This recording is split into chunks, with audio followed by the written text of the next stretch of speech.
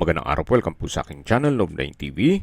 Patalasasan po, meron po ba kayong mga properties na napapabayaan or non-performing assets? Plan nyo ibenta, pero wala kayong oras sa pagbenta nito. Kung ito'y pagkakatiwala nyo po sa amin, tawag lang po kayo sa aking numero, usap po tayo, gawin ko po ng video for free. Yes, libre po, wala po kayong babayaran. Tutulungan pa namin kayong mabenta ang inyong property. Kami na po bala sa marketing, sa boosting or paid ads. Even sa tripping, hindi na po kayo mapapagod sa pag-entertain ng mga buyers. Kami na po bala sa lahat. Tawag lang po kayo. Meron po tayong bagong video presentation. Isang residential property dito po sa Mindanao Avenue, Quezon City. Walking distance lang po yan sa mismong Mindanao Avenue. Ilang steps lang po. Napaganda po ng lokasyon.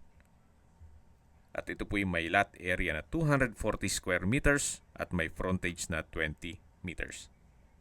Ito pong bahay, although wala ng value, papakita ko pa rin sa inyo para may idea kayo kung anong meron dito sa property.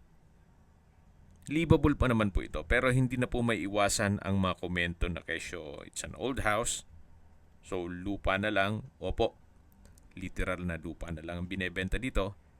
At ang zonal value po dito ay 46,000 per square meter. Yung lot itself ay may value na 11 million pesos. Anyway, mamaya po sa dulong parte ng video, pag-usapan natin ang presyo nito, pati distance, location, at travel time. Pero kung sakali man po na wala pa naman kayo budget na magpa-construct ng bahay, well, livable naman po ito. Gawa ng dito pa po nakatira si owner.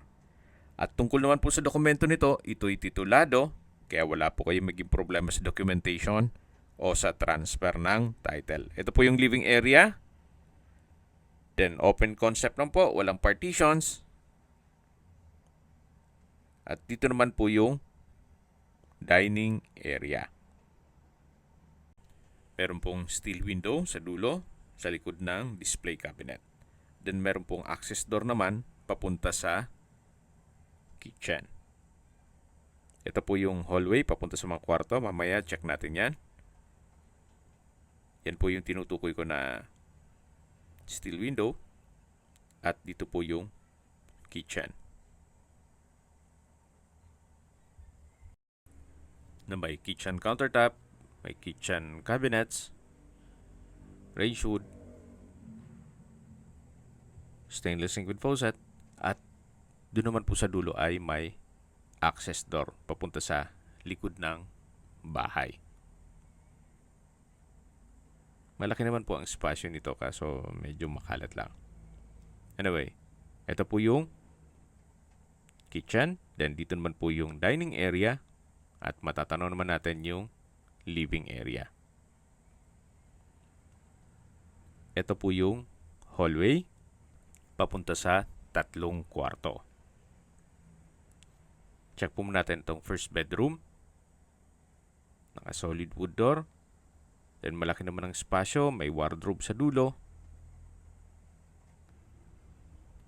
At meron din po itong sariling toilet and bath. Naka wood parquet ang flooring. At dito po yung banyo.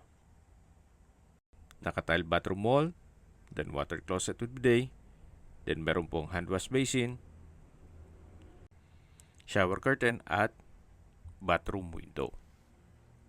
Ito po yung toilet and bath dito sa master bedroom. Labas na po tayo. Naka-solid wood door.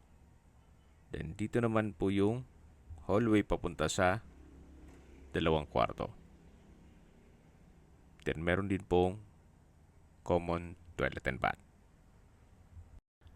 Hindi na po may iwasan yung mga komento na kesyo luma na yung bahay. Gaya po nang nasabi ko sa first part ng video, si owner is selling this property as lot only.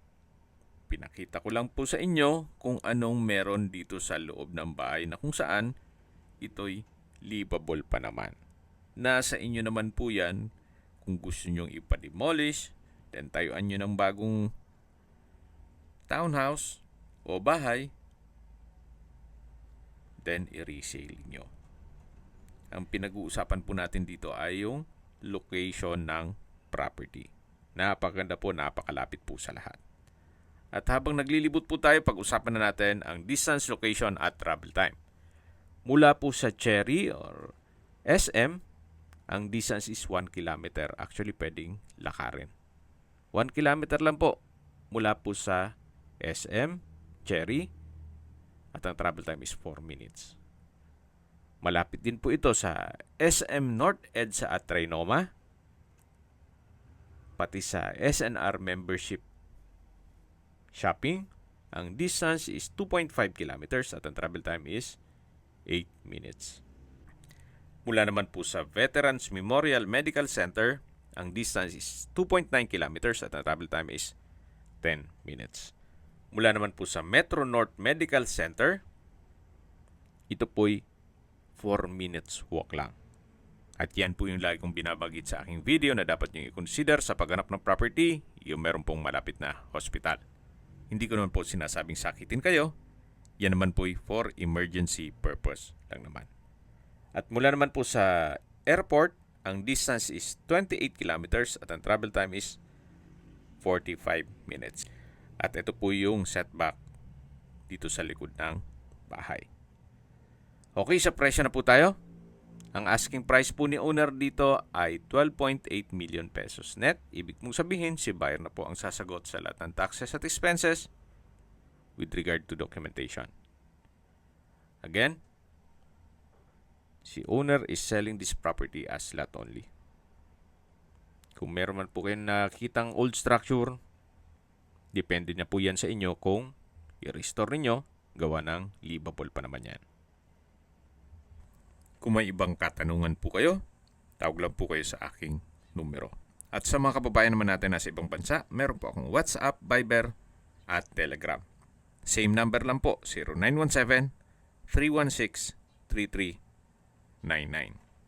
Sa mga nagtatanong naman po ng aming Facebook, meron po aming Facebook page na Nov9TV at Facebook Real Video. Meron din pong TikTok at Instagram. May ibang YouTube channel po kami, the Nov9TV channel, Nov9TV Listings,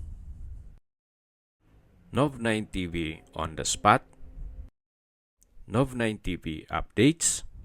Sana po naibigyan nyo ang video presentation. Paki-like and subscribe na lang po sa aking channel para ma-update din po kayo sa aking future listings. Kung sakali po hanap nyo yung mas malaking sukat ng lupa, meron din po kami ibang listings na pwede nyong pagpilian.